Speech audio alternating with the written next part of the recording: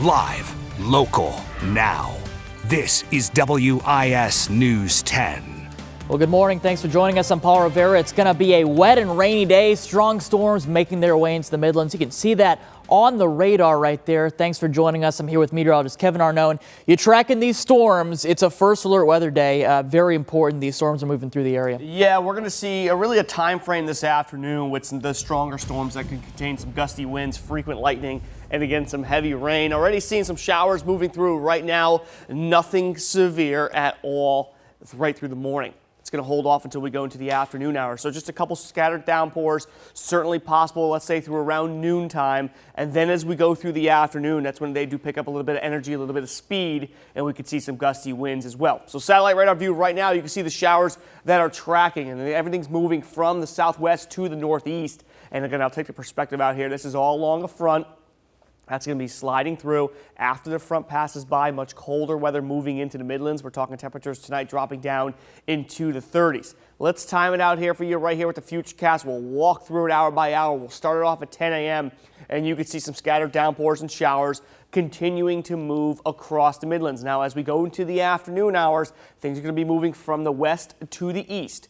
And expecting the strongest of the storms to move through 2 p.m. to 8 p.m. Here's noontime. We're mostly dry, but watch what happens as 2 o'clock comes around. You can see the deeper yellows. These are going to continue to move. Now here's 4 o'clock. Look at, we're seeing some oranges and some reds. That's how you know heavy rain and gusty winds associated with those colors. As we continue to move, here's 6 p.m. Notice the low country, especially as you go east to 95. I think that's where the bulk of the energy is going to be, but we cannot rule out a severe thunderstorm or two for us. Again, that time frame 2 p.m. to 8 p.m. Here's 8 o'clock, and you can see still some scattered downpours and showers continuing to move, but watch what happens as we go into the night. Things clear out, and temperatures are going to be dropping. Paul, we're going to have that cool 7-day forecast coming up. Over to you. All right. Thank you so much, Kevin. Especially on today, don't forget to stay on top of the latest updates with your first alert weather forecast by downloading that free WIS weather app. It's free. It's available in your app store. Making top headlines this morning, it's that time of the year that many high school seniors are anxiously waiting to find out if they're going to get into the university of their dreams, a safety school, maybe somewhere in between. But Megan Pringle explains why one student in Baltimore just doesn't have to worry about that. Makai Johnson has been a student here at Gilman since the first grade. It was around that time he heard the story on the radio about a student who had been accepted into all 8 Ivy League schools. And even at just 6 years old, he thought, I'd like to do the same thing.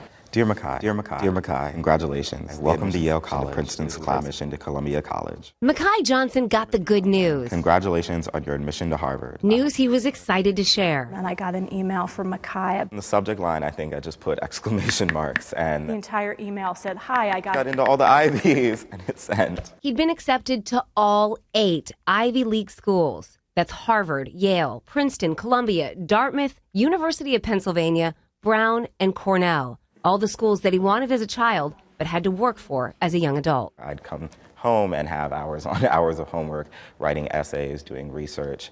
That would leave me up until possibly the wee hours of the morning.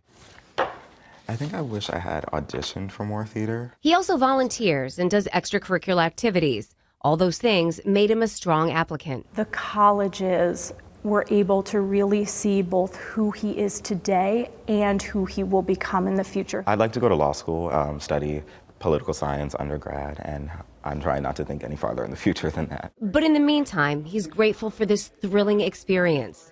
One he says wouldn't be possible without the Gilman community, friends, and of course, Mom. She's been doing a lot of crying this year about me leaving, about me getting into schools, and certainly on the day it actually happened, she was emotionally all over the place, and I was too, honestly.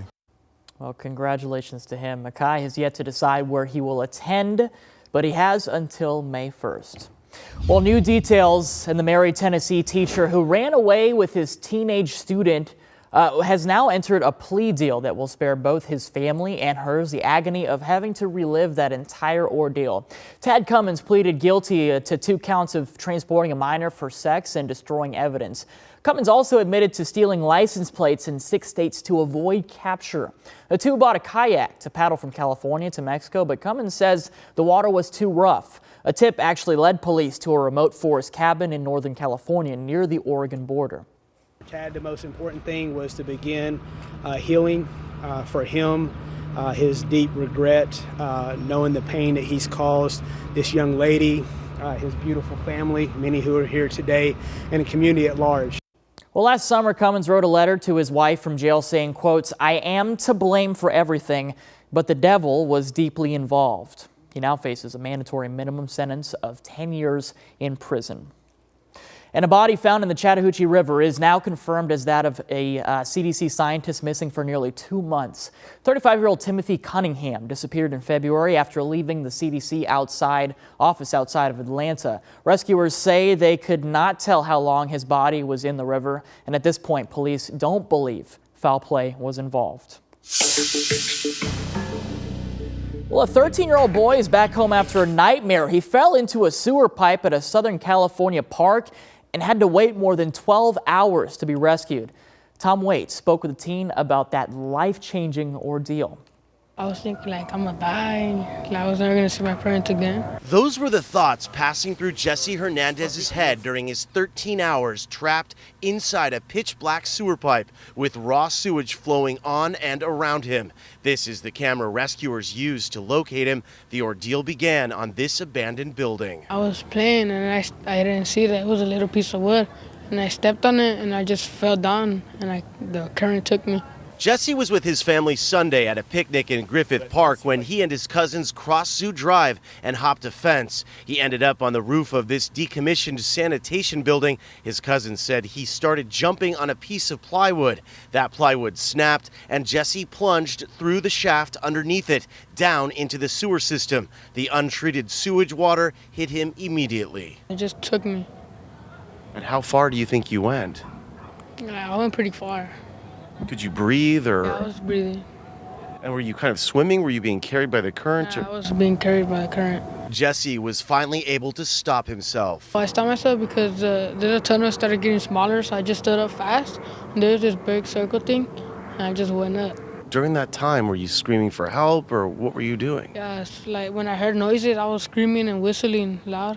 For Jesse's family, 13 hours was like an eternity. Just waiting, no answers, and the more you wait, the more you think other stuff. Incredibly, Jesse thought to put handprints on the sewer walls to help rescuers track him. You can actually see the streaks on the left of your screen. Sanitation workers would find him about 3/4 of a mile from where he fell in. What was the first thing you said when you made that phone call? I'm like, Mom, I'm alive. Come pick me up. Wow. Hernandez was taken to the hospital to get checked out. The slightly scratched and bruised teen was released a few hours later. Well, a 34-year-old Illinois man was rescued from a burning car by 2 Good Samaritans. Take a look at that video right there. Jose Martinez, who lives near the crash location, pulled the man from his burning car. Then Devin Johnson joined in, pulling him further from that accident. According to Aurora police, the driver ended up being charged with multiple traffic offenses, including a DUI. After that ordeal, he was taken to the hospital for burns and non-life-threatening injuries. Police say had Martinez and Johnson not stepped in during all of that, the driver would not have survived. Well, still to come, few sprinkles as that rain is starting to move in, but we are talking about a first alert weather day. We'll have an update with meteorologist Kevin Arnone. He's got all of that coming up in just 2 minutes.